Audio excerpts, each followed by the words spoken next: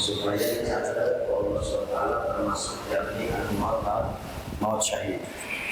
Karena termasuk jalmi anu maut syahid nyata jalmi anu maut nuju milarian ilmu, sehingga kita niatkan sampai meninggal dunia kita berusaha untuk istiqomah selalu hadir majelis ilmu, mungkin seminggu sekali atau 2 minggu sekali atau sebulan sekali, masa 2 bulan sekali ya, paling itu sebulan sekali, sehingga nanti dicatat ku Allah termasuk naon, termasuk jalmi anu maut syahid.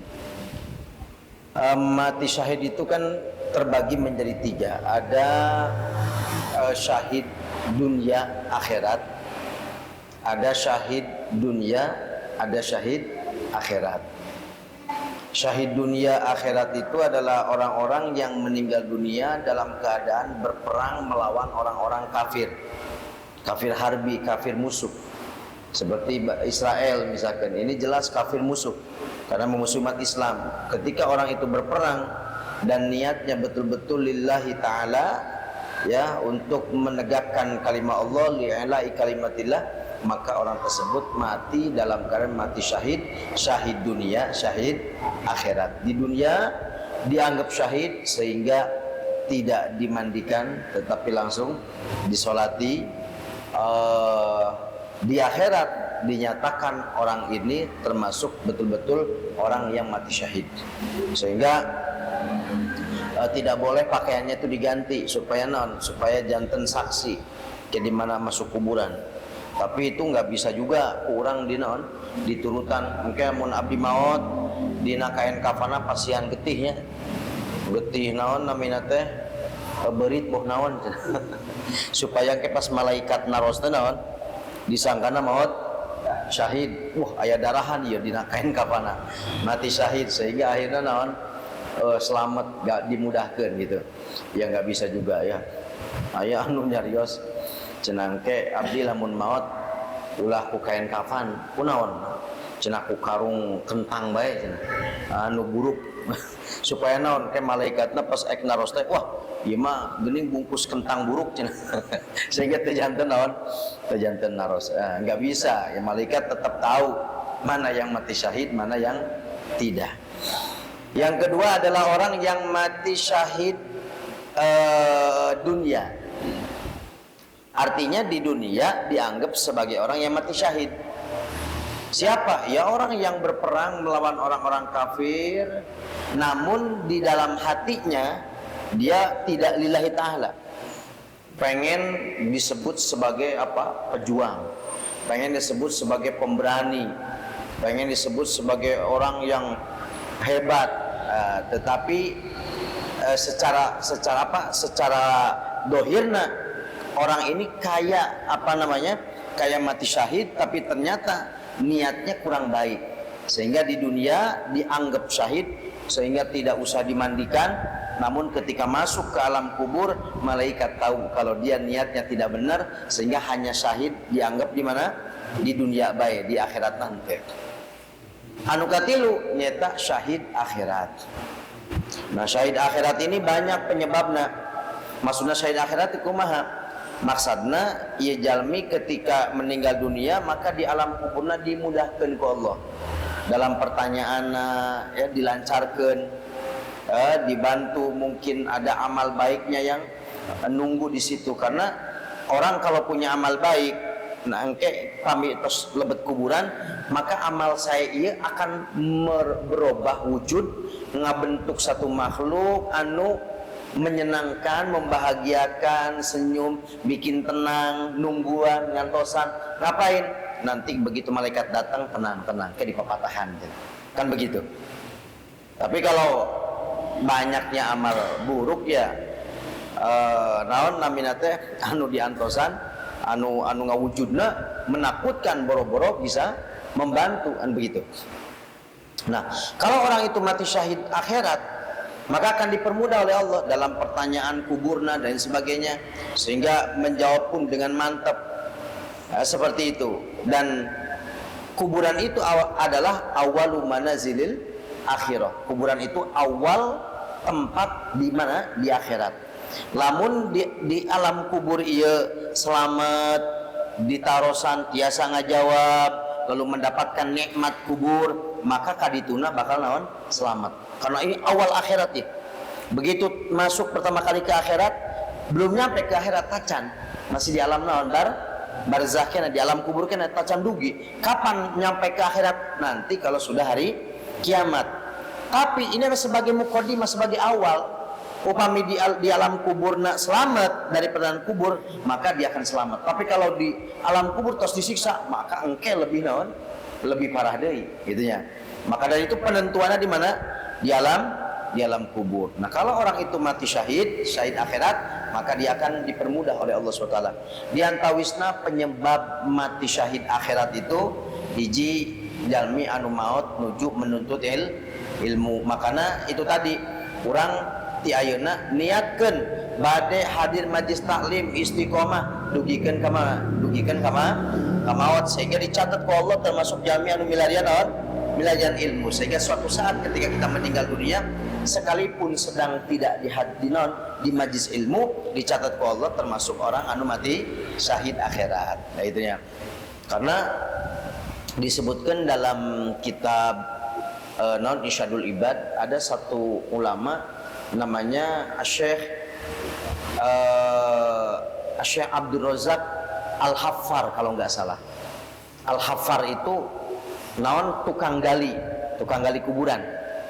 Jadi hufro itu naon juglangan atau napi naon namina teh jurang atau galian, hufrotan min hufarin niron atau hufrotun ya, jadi juglangan atau napi galian dari galian neraka kan gitu. Nah, namanya Syekh Abdul Razak Al-Haffar kalau nggak salah. Jadi beliau ini tukang gali kuburan. Sok gali kuburan kerjaan. Satu hari ada 2 mayit karena ini orang kecelakaan berdua kakak beradik. 2 nana non meninggal dunia. Akhirnya dia gali kuburan 2 ngajejer.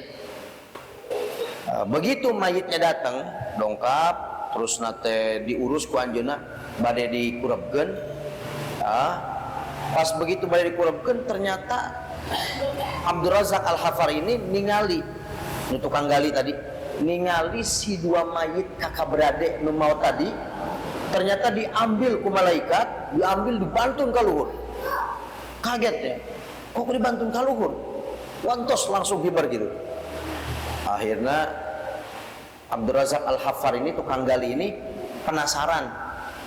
Lalu dia datang ke keluargana, ke ibuna anu maut tadi.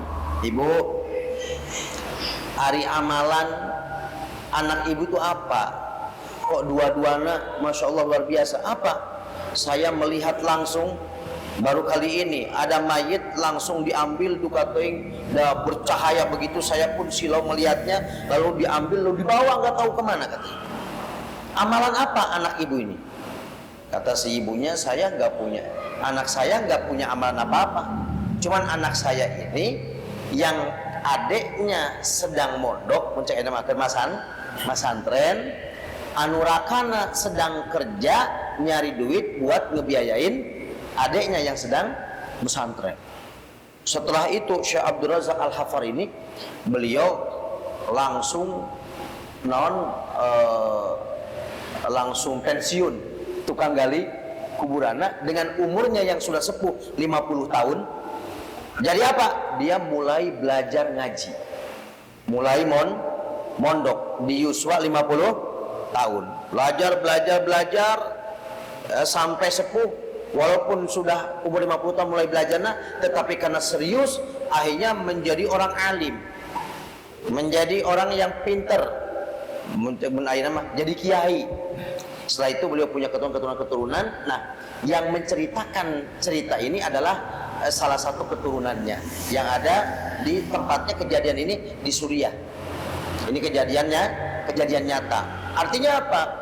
Cerita ini menunjukkan bahwa betapa mulianya pencari ilmu, betapa mulianya orang yang membantu untuk mencari pencari ilmu. Jadi misalkan kita udah nggak punya naon namina teh putra anu marondok, ya kita bantu tetangga yang mondok nih, siapa kira-kira, oh si fulan nah mondok, kita bantu mungkin berapa tiap bulan dongkap ka ibuna, ya abdi ngiringan sakedik kangge naon, kangge jajan anu mondok kasih 50 apa berapa. Syukur-syukur kalau kita bisa naon nanggung 1-2 orang ya untuk mencari ilmu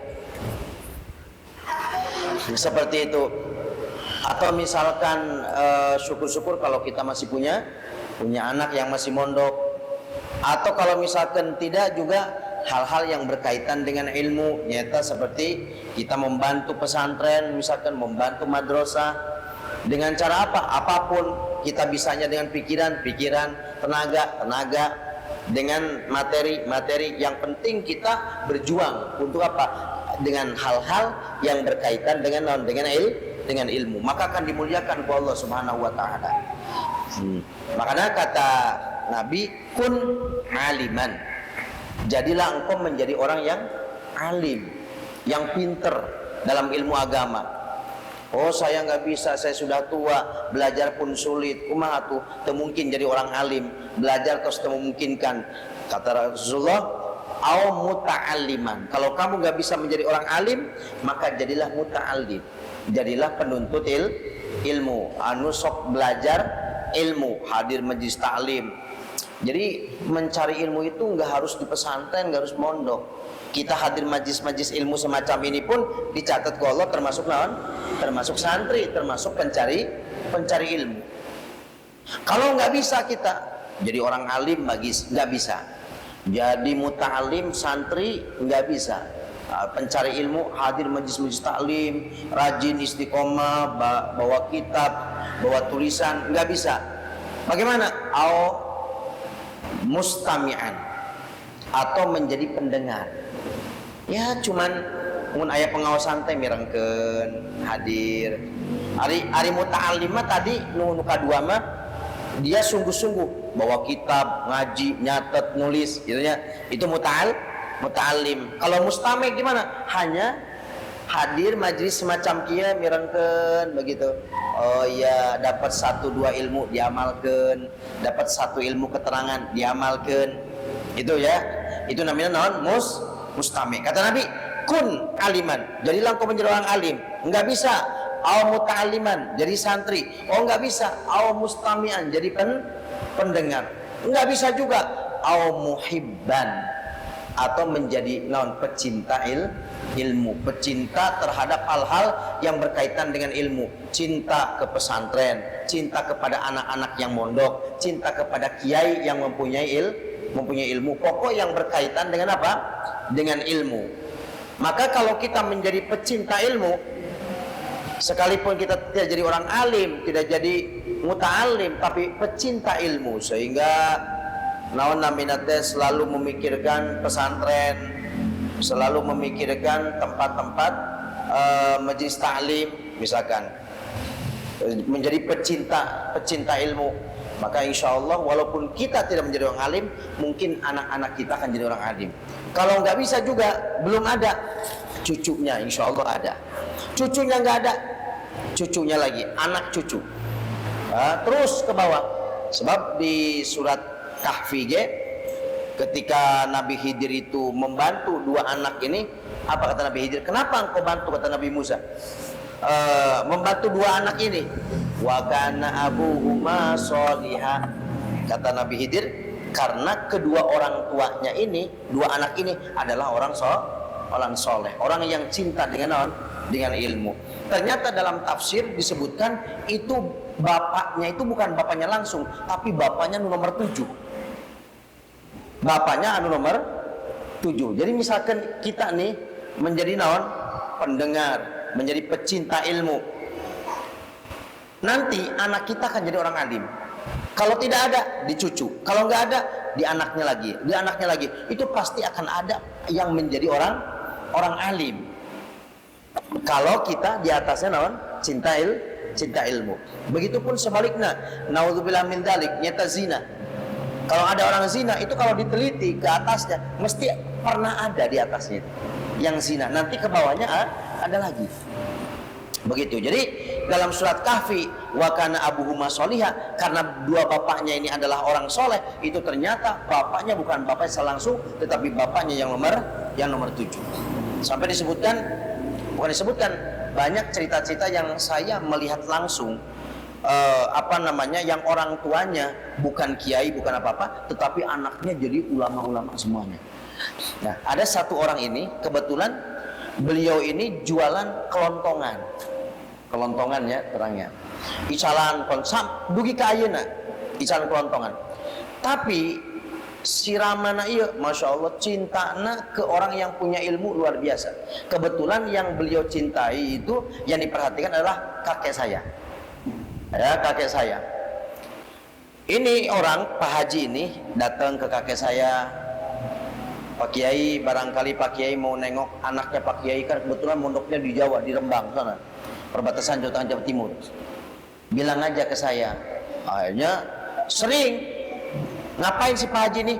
Nyiapin mobil, bensina ti anjeuna, mobilna ti anjeuna, nunjukirna anjeuna, dugi kaditu entos-tos Pak Kiai atau saya mah endongan bae, kangge putra mati abdi bae, masihan.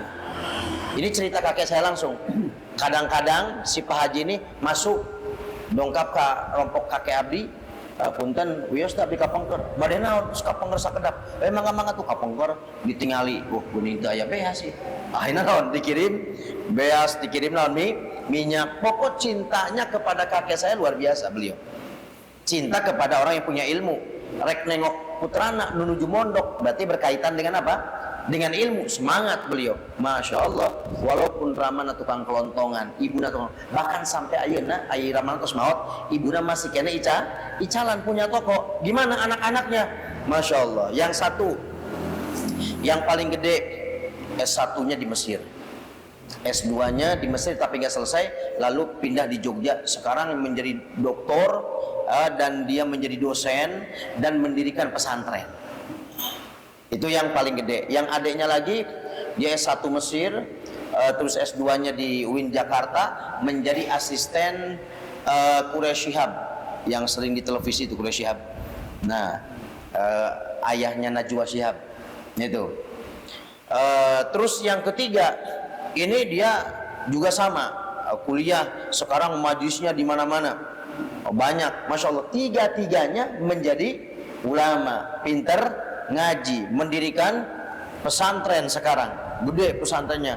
Maksudnya itu maju gitu, SDIT, tapi mondok didinya. Terus sudah berapa, berarti 3 cabang. Sekarang lagi bangun lagi, masya Allah. Palinter ngaosna, jadi ketua Aswaja Center, yang satu jadi dosen, yang 2 jadi dosen, yang satu majlis di mana-mana. Padahal Ramana tukang kelontongan. Tapi kenapa? Karena dia cinta kepada orang yang punya ilmu. Berarti di anak tuh. Mungkin bisa di anak, kalau nggak ada di anaknya lagi, cucu, ke bawah terus seperti itu. Ya, ada termasuk yang jadi saudara saya. Ini dua-duanya, ipar saya itu dua-duanya sekarang yang di pondok ini. Sekarang ya berarti kan ibaratnya jadi kiai lah gitu, ya. Itu ipar saya itu dua-duanya, bapaknya bukan kiai, orang biasa. Yang satu tukang kredit di Jawa Timur, ngereditkan barang, tapi khidmahnya kepada ulama namanya Syekh Fadl Asnori di Tuban. Khidmahnya ke beliau seperti itu, cinta kepada para kiai-kiai, ngabantu itu ngabantu ya. Gimana? Anaknya menjadi kiai. Yang satu lagi bapaknya tukang naon namanya rongsok, bos rongsok. Itu. Tetapi ternyata di luhurna ada keturunan bagus. Nanti kalau lihat di mana, di daerah-daerah Gumulung ada terkenal namanya Buyut Maijah. Ini termasuk ya orang besar waliyah gitu ya. Nah itu salah satu keturunannya. Artinya apa? Ada di atasnya ada orang yang hebat, ke bawah, mungkin walaupun orang biasa aja, anaknya ujung-ujung jantan ulama itu. Maka dengan kita ini cinta terhadap ilmu, cinta terhadap majlis taklim, ngaji seperti ini, barokahna kita seperti ini, mungkin anak kita. Kalau enggak cucu kita. Kalau enggak, cucunya lagi seperti itu. Karena ada salah satu santri atau satu babu, dia sekarang sudah menikah, menikahnya perempuan ini, menikahnya dengan anak kiai, sekarang jadi kiai. Bapaknya pernah itu bapak dia, ya bapaknya itu kan, nah namanya banyak saksi dan kebetulan ada ipar saya juga tetangganya. Itu sampai pas boyo, anaknya yang perempuan boyo dari Al-Kausar mau menikah, itu bapaknya masih jadi sunan dulu. Tapi anaknya juga yang di alam padang itu kiai sekarang jadi kiai. Padahal bapaknya bukan mulai. Tapi ternyata apa? Bapaknya lagi, berarti kakeknya atau bapak anak mulainya, ternyata beliau adalah orang yang cinta betul kepada siapa? Kepada kiai. Ya, kiainya itu ya bisa ada di Lengkong itu ada namanya Kang Nek, itu ayahnya saya cerita. Itu hikmahnya kok beliau. Gimana? Ini si kiai ini kadang-kadang butuh fotokopi mantap. Terus nanti kadang-kadang agenda kamu sholat. Pokoknya ngaman kosan kiai seperti itu Bang Marzuk namanya. Bang Marzuk, Kiai Marzuk. Kalau Bapak Ibu Lengkong tanya Kiai Marzuk semua tahu. Ya, jadi teruskan sama Kiai Net, tapi Kiai Net pun sudah bapak sekarang. Nah itu Kiai Marzuk, bagian Kiai Marzuk mulai berkenal dengan kosan paling itu dia punya anak bukan dulu, hanya punya anak lagi jadi santri, pintar haji, jadi dari ibu kiai. Jadi yang nyata yang kelihatan. Maka dari itu pesannya kanjeng Nabi, kun alimah, jadilah menjadi orang alim. Kalau nggak bisa, ta'aliman, jadi pencari ilmu, santri lah, muta'aliman, nulis, nyantet, kalau kita ngaji sebagainya. Kalau nggak bisa jadi muta'alim, mustami, jadi bandar, dengan pengawasan model bias, panggilan berbeda nyantet, kenal dengan terbuku, nggak bisa menjadi pecinta ilmu atau pecinta tempat ilmu atau pecinta orang yang punya ilmu, kita para ulama, para kiai, para sahabat, ya. Dan kata Nabi apa setelah itu? Wala takun khamisan, jangan engkau menjadi yang kelima.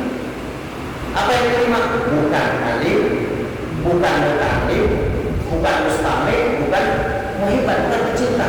Gimana kalau misalkan jadi yang kelima? Maka fatal, kamu akan celaka. Jadi kurang ada salah satunya ini. Suku-suku lamun sadar ya. Paling tidak berarti kita menjadi mustami dan jadi muhibban, pecinta ini. Ini bagaimana pentingnya kita hadir di majelis taklim semacam ini. Bahkan di dalam kitab Lughatul Hadis dikatakan, ya Aba Dzar ya Rasulullah, wahai Abu Dzar, dulu suka sa'atan fi majlisil ilmi faidun min ibadah sittina sana. Kata Rasulullah, wahai Abu Dzar, dudukmu sesaat sebentar di majlis ilmu itu lebih bagus daripada ibadah 60 tahun. Baik, hadisnya dia tambahan. La tamassu qolaman wa la taktubu harfan. Dulu suka sa'atan fi majlis ilmi la taktubu la tamassu qolaman wa la taktubu harfan. Duduknya kamu sesaat sebentar wahai Abu Dzar di majlis ilmu, tidak membawa pulpen, la tamassu qolaman, enggak bawa pulpen, wala taktubu harfan, dan tidak menulis satu huruf pun. Ya, pada lainnya istilahnya baca buku, kalau dibantu kenal, dibantukan dari berbagai tulis, kenal buku, tulis sekarang nggak bawa pulpen, cuma hadir uang itu kata Rasulullah kepada kita, baik min ibadah disiplina sana, lebih bagus daripada ibadah 60 tahun. Sekarang kita ibadah 60 tahun sampai buat apa 60 tahun? Sholat tarawih 20 rakaat, 20 dilanjutkan sholat sholat sunnah naon namanya mutlak sampai 20 rakaat misalnya. Ketika selesai Ramadan turun apa enggak ibadahnya? Seperti itu. Ini sudah turun lah. Ini ibadah selama berapa? 60 tahun ini ya berat. Tapi ternyata apa? Cuma dulu cerita saya punya seribu lebih bagus daripada ibadah 60 tahun. Padahal ibadah 60 tahun kita belum tentu sanggup. Sebabnya di majelis ilmu itu lebih bagus karena kalau di majelis ilmu kita dengar, setelah dengar kita dapat ilmu, mendapat ilmu paling tidak ibadah kita jadi benar. Kalau kita dapat ilmu, setelah itu ilmu yang kita dapatkan bisa kita sampaikan ke anak, bisa kita sampaikan ke cucu, seperti itu. Sehingga pahala lebih bagus dibandingkan dengan sholat sendirian. Kalau sholat ini yang berpuasa, begitu kita puasa maka dapat pahala buat kita doang, selesai. Kita mati selesai urusan. Tapi kalau dari ilmu kita dapat ilmu, kalau kita sampaikan ke yang lain yang menyampaikan ke yang lain terus punya murid, maka apa pahalanya akan terus mengalir. Jadi tidak berhenti kepada kita saja, tetapi bisa menyebar ke yang lain. Hari puasa di mana orang selesai puasa maghrib tak selesai lalu kita dapat pahala terus. Tapi kami belajar ilmu kan kita dapat ilmu nih. Setelah ilmu kita cuma pahala kita. Setelah itu ilmu yang kita miliki ini walaupun sedikit kita sampaikan ke yang lain maka nambah dari pahala. Ya kami ilmu diulang terus kemana? Dijamin nyampe ke yang lain maka tidak mengamalkan. Ketika orang itu mengamalkan orang yang dapat pahala dan kita pun terbawa dapat pahala oleh sebab orang yang kedua dalam mengamalkan. Oke, itu menyampaikan makanya belajar atau hadir majelis taklim itu lebih bagus ibadahnya, lebih bagus dibandingkan dengan sholat banyak beberapa ratusan rakaat. Itu lebih bagus kalau hadir majelis ilmu. Karena apa? Karena nambah ilmu, nambah pengetahuan. Kemudian bagaimana pentingnya pentingnya ilmu dan ilmu itu menjaga. Ya kalau harta ini kan harus kita jaga. Kalau harta itu kita jaga, tapi kalau ilmu menjaga. Dan dengan ilmu orang akan menjadi mulia. Mugi-mugi rasa dari cakap Allah termasuk jamin miladian ilmu sebagai talibul ilmi sehingga suatu saat jika kita meninggal dalam keadaan syahid. Beberapa waktu yang lalu sekitar 3 mingguan ada salah satu wali murid yang mana anaknya itu tiga-tiganya mau meninggal Ustaz. Beliau nyari duit nafkah di mana? Di Jawa Timur, di dekat Sunan Derajat di Lampung di sana sampai wafat. Beliau dari Lamongan ke Gresik, pas habis itu mungkin sakit atau gimana masuk angin, mampir ke satu warung, terus dia bilang, Bu, saya istirahat ya. Oh ya silakan. Nah sampai warungnya tutup itu orang masih di situ. Terus dia nungguin warung. Besoknya jam 7 di warung ternyata masih ada. Terus tutup. Artinya apa? Beliau sampai meninggal dalam keadaan mencari nafkah untuk anak-anaknya yang sedang bodoh tiga-tiganya. Masya Allah. Ini kemiladian nafkah, uangnya bukan hanya nafkah, tetapi untuk biayanya nyari ilmu. Pasti ini orang yang ya banyak ikut Allah SWT. Maka supaya ilmu kita ada, harta kita yang barokah, ayah seperti mana yang kita bantu ke rumah rontok di daerah dia, di Blok D, di Pasilau, misalnya yang mondok kita bantu. Sabar-sabar. Di mana ini anak nanti suatu saat akan menjadi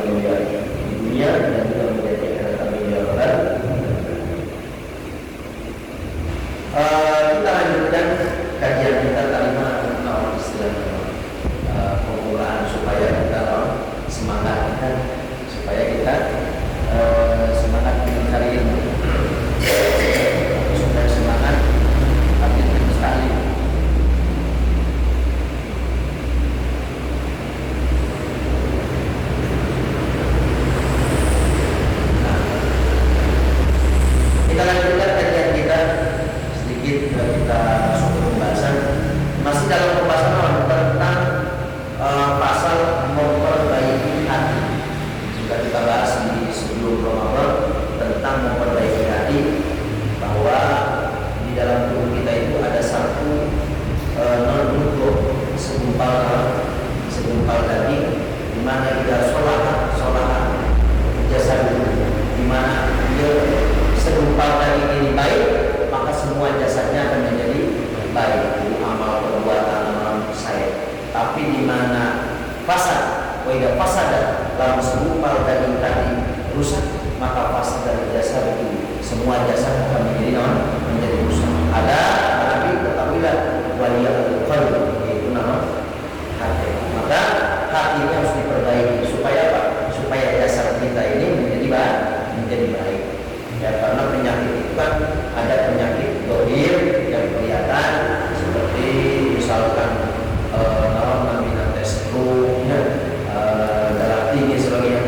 Ada penyakit itu nggak kelihatan, itu penyakit hati, metra, ria, tujuh, abu, sombong sebagainya. Ya, itu termasuk daripada penyakit hati. Nah, maka dari itu kata beliau, wahai saudaraku, biislahi sarirotik, perbaiki hatimu. Nah, diantaranya beliau mengatakan begini, wa'lam, ketahuilah, anna manidda'a anna lahu sarirotan amiratan, sesungguhnya orang yang mengaku kalau dia itu punya hati yang baik, dia mengaku punya hati anu bersih, anu naon, anu tulus hatena, ya, menganggap wah pokoknya mah hatena saya, tapi wakana qad kharraba ala niyatu bitarki taat az-zahirah, tetapi dohirna dia apa? Meninggalkan ketaatan yang nyata kepada Allah SWT. Contoh kia misalkan, ada kan artis-artis itu kalau ngomong begini, disuruh pakai kerudung dia bilang apa? Dah engke heula deh, abdi tacan tiasa hatena. Tacan tiasa naon? Hatena. Padahal ini urusan yang berbeda. Kerudung kewajiban, urusan hati beda deui. Enggak ada urusan hati dengan naon? Dengan kerudung. Sehingga ada orang bilang nu penting mah ikhlas, nah walaupun teu naon, walaupun teu salat ge, nah. Enggak bisa. Ini namanya apa? Memperbaiki hati, tetapi naon? Dohirna ninggalkeun taat. Bapak geuning teu naon namina teh teu hadir majlis taklim, nu penting mah hatena cenah khusyuk. Hadir majlis taklim ge cenah ngadon-nundutan, mendingan cenah di dieu tapi khusyuk. Nu penting mah hate, penting hate. Aya deui anu naon disuruh salat apa kata dia, lah abdi mah tos loba amal, sok ngabantu anak-anak yatim, jadi geus lah amalna jadi jalur surgana jalur lain, bukan jalur salat. Ini kan beramal tanpa ilmu, ya orang bodoh begitu. Itu jelas, saya tahu orangnya sampai sekarang. Itu dia mobilnya berapa? Trukna BG aya 200 lebih. Oh, mun di Kuningan, apalagi daerah Ciawi kan gitulah, mun ningali mobil-mobil naon dantur-dantur, itu pasti miliknya orang itu. Karena kebetulan yang suka nyupirin belanja naon namanya teh alat-alat beko na kitu ka Jakarta itu naon namanya teh anu ngurus istri saya. Jadi dia tahu kalau disuruh sholat ya, bos, sholat bos, ya cenah. Urang kamari geus ngabantu anak yatim 50 cenah. Gitu ya. Jadi begitu. Ada yang model begitu. Mungkin nu penting macana hatena. Aya istilah kitunya. Ada orang yang bilang non disuruh ibadah suruh itu nu penting mah hatena cenah. Enggak bisa. Orang yang mengaku punya hati yang baik, punya hati yang bagus, tetapi waqad kharraba ala niyatuhu, tetapi dohirna dia telah rusak. Dengan apa? Bitarki taati dohiro, dengan meninggalkan ketaatan kepada Allah secara dohir, secara nyata. Maka bagaimana? Kata beliau, fahuwa mudda'in kadzab, dia adalah naon sebagai penipu. Dia adalah sebagai ngaku-ngaku tapi pembohong. Ngaku-ngaku tapi sebenarnya dia pembohong. Jadi ngakuna naon? Ngakuna soleh, ngakuna nu penting mah hate bersih, nu penting mah kieu, nu penting mah kieu, tetapi secara dohirna maneh teu salat, teu puasa. Gimana? Ini adalah pengakuan yang bohong, pengakuan yang dusta. Tidak boleh, tidak benar. Antara naon? antara dohir dengan batin ya harus sama. Kalau batinnya baik pasti dohirnya baik. Karena cek Nabi, ala inna fil jasadi mudghah idza sholahat sholahal jasadu kullu wa idza fasadat fasadal jasadu kullu ala wiyal qalbu. Kan gitu cek Nabi.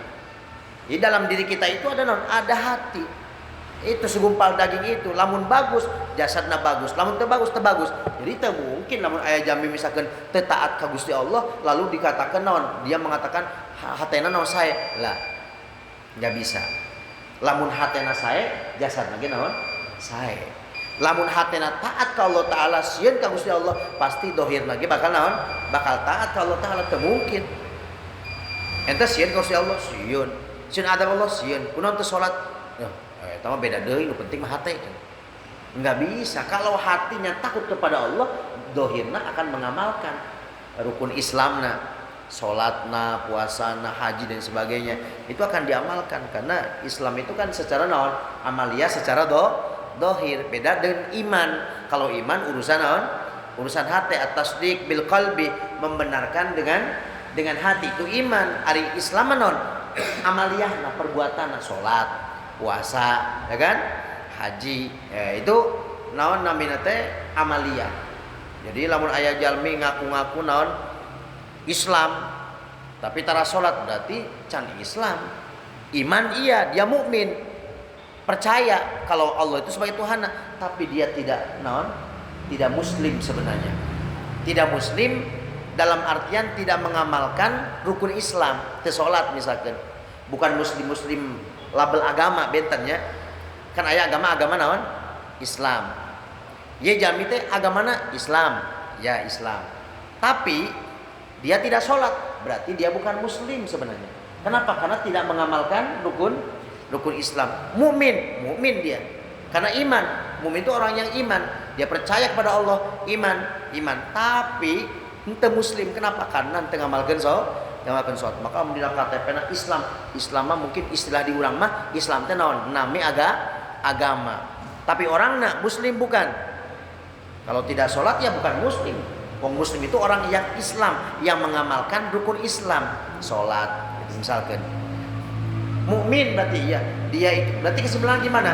Dia itu berarti mukmin, agamana Islam tapi tidak muslim karena tidak sholat. Nah itu. Wa man istahada fi islahi ala niyatihi, dan barang siapa yang bersungguh-sungguh memperbaiki dohirna, sebaliknya dohirna akhlakna sae, masya Allah luar biasa, tawadu, bitahsini zaihi, dengan memperbaiki naon perhiasannya, manggena peci bae, gamis atau koko di sarung bae, sorban selalu nempel gitu ya. Wahai ati, keadaannya begitu, wa taqwimi lisanihi, dan menjaga lisana, naon namina teh mendirikan lisan, artinya naon menjaga lisana, wa wazni harokati wa sakanati, dan seimbang antara pergerakanna, diamna, fikudihi, wa naon dudukna, wa qiyamihi, naon ngadegna, wa masyatihi, masyati berjalanna. Wah, dia ini masya Allah secara dohir calikna rapi dengan adab, jalannya dengan adab, berdirinya dengan adab, pergerakannya dengan adab, pakaiannya, lisannya selalu terjaga. Seperti naon anu kasus ayeuna terangnya si Muhammad Al-Misri, geus kamari-kamari mah manggilna Syekh Muhammad Al-Misri yang dari Mesir, yang lama di Indonesia terus menjadi non WNI, tapi sekarang jadi tersangka pencabulan ke anak-anak dan laki-laki, bukan perempuan. Sampai ada beberapa naon namina teh korbana yang sudah tidak percaya lagi ke ulama, ke kiai, saking traumana. Bahkan ada nu ek murtad sampai gitu, saking traumana dari orang ini. Di antara modusnya gimana? Kamu mau saya berangkatin ke Mesir? Oh mau. Sudah, kalau kamu mau ya nanti harus hafal Quran dulu, begini, nanti di sana begini. Ya siap. Tapi ya kalau ke sana ya harus dicek dulu fisiknya, bener apa normal apa enggak, dibuka pakaiannya tuh dilihat. Nah, supaya nanti kamu bisa naon tiasa fasih di sana ya ieu kudu di naon di ciduhan modus sabenerna naon nyium bibirna padahal naon sama-sama lelaki. Jadi kemarin saya panggil Syekh, sekarang namanya saja sudah Muhammad Al-Misri. Ini gimana? Yo, ibu mungkin bapak sering lihat mungkin di televisi. Oh, dia terkenal kok di televisi. Sering acara-acara di peci, di gamis. Berarti kan hiasan pakaian secara dohirna. Wa man istahada, di sini dikatakan orang yang sungguh-sungguh ya fi islahi alaniyati, dalam memperbaiki dohirna. Dari apa? Bitahsini zayhi, dengan memperbaiki perhiasannya, misalnya sorban, gamis, peci, keadaannya, lisannya, masya Allah nyariosna anggun, kata-katana halus, ya pergerakanna, cicingna, calikna, ngadegna, mapahna, pokok masya Allah tertib dengan akhlak yang bagus. Watarki batini masyhunan bi khabaisil akhlak, tetapi di dalam batinnya dia dipenuhi dengan apa? Dengan akhlak-akhlak yang buruk, yang jelek. Ya tadi ternyata doyan lanangan. Adu pedang apa kumaha ya? Ya. Bukan ke anak perempuan lagi, ke laki-laki sesama laki. Warada ilittiba, dan watak-watak yang jelek begitu. Ya, dipenuhi dengan akhlak yang buruk dan watak yang buruk. Maka fahuwa min ahli tasannu waria, maka dia adalah termasuk orang yang yang tasannu, yang pura-pura, sok-sokan, gaya-gayana, seolah-olah ulama, seolah-olah kiai, seolah-olah syekh, seolah-olah ustadz yang masya Allah luar biasa. Waria, dan dia sebenarnya sombong. Al-mu'ridina 'anil maula, yang mana mereka adalah orang-orang yang berpaling dari Allah Subhanahu wa ta'ala. Jadi berarti di sini ada dua hal. Yang pertama, ada orang yang mengaku kalau hatinya baik, saya abdi mah teu dendam, teu kieu, tapi dohirna tidak mengamalkan mengamalkan akhlak, mengamalkan ajaran-ajaran Islam seperti taat, salat dan sebagainya. Maka gimana? Ini adalah pengakuan yang bohong. Sebaliknya, orang yang berpakaian, tadi makan ngaku-ngaku lebetna nu bagus teh. Nu kadua ieu mah kumaha? Dohirna bagus. Berpakaianna pakaian ulama, masya Allah itu ya. Tapi dalam hatinya dipenuhi dengan kebusukan. Naon? Akhlaknya bejat dengan modus-modus tadi. Masya Allah ya. Kayak ada beberapa waktu juga sekarang masya Allah kasihan dia. Sekarang ini dititipkan oleh Polres Kuningan di LP Cijoho. Kasusnya sampai akhirnya disidang bagi tacan. Seorang kiai di Kuningan. Saya kenal dengan orangnya. Ya sebabnya istrinya itu kanker payudara sehingga mungkin tempan digarap gitunya. Istilah nama rek nikah deui teu berani benernya. Akhirnya gimana yang disasaran? Santriwati gitu. Kadang tos ke ticai naon di ari ieu nama padu ngome begitu tos gitu. Nah, tapi ada beberapa yang kena gitu, yang jadi korban. Akhirnya ketika ada yang berani mengungkap, akhirnya semua bareng-bareng lapor, akhirnya dia diciduk terus dipenjara. Tapi sampai akhirnya sidang bege tacan can puguh kumaha hukumana lah saking pusingna di Polres mendingkeun bae kudu dimaman kasih makan, akhirnya dititipkeun di mana di penjara di Cijoho, di LP Cijoho ini dibiarin situ sampai akhirnya can puguh kasusna seorang kiai ya seperti itu. Masya Allah, jadi kiai itu fitnahnya luar biasa juga, jadi kudu menjaga hawa nafsu dan sebagainya. Apalagi kiai, makanya di dalam kitab-kitab itu disebutkan kenapa para ulama, para kiai itu senang jima, senang berhubungan badan, anaknya jadi banyak dan sebagainya, karena mereka tidak ada hiburan kecuali eta itu, nggak bisa nongkrong, nggak apa, dan itulah satu-satunya yang hiburan anu nikmat dapat pahala kan begitu. Nah itu makanya cenah ulah aneh lamun ulama-ulama anaknya banyak atau bahkan naminate mempunyai istri yang banyak, karena memang hiburannya cuma itu.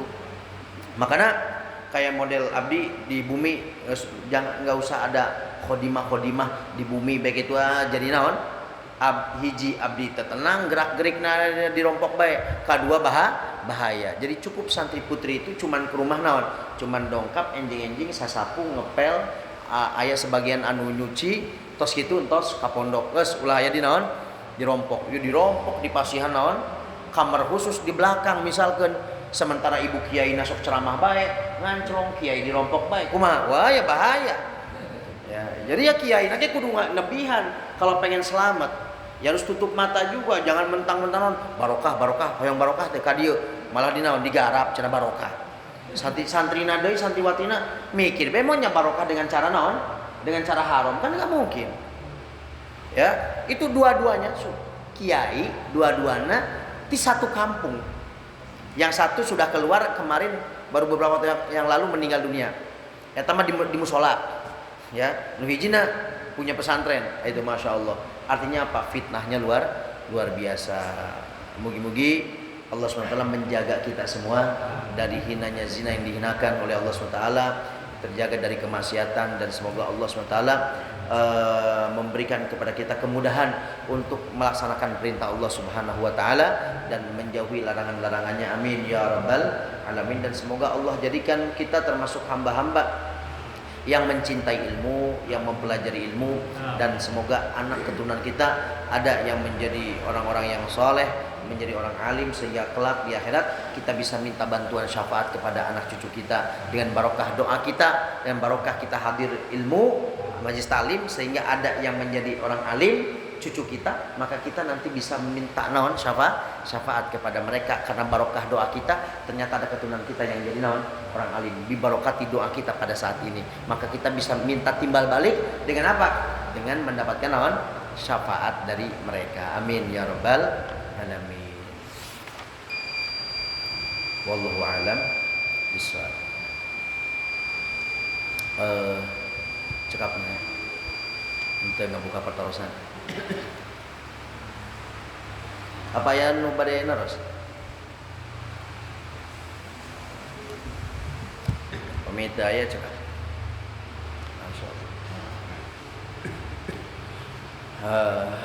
Mugi-mugi majlis ieu Allah jadikan sebagai majlis yang diridhoi oleh Allah SWT, dijadikan sebagai mukadimah pertemuan kita nanti di surga. Rabbana anfa'na bima 'allamtana rabbi 'allimna alladhi yanfa'una rabbi faqina wa faqih ahlana wa qarabatil lana fi dinina malikuti musawataka rabbi fiqna fi kulli ma tarqadi kulan wa filan karama wa rizqil kulla halalan daima wa akhirat ka ulama bil khair wa nafa kull syar.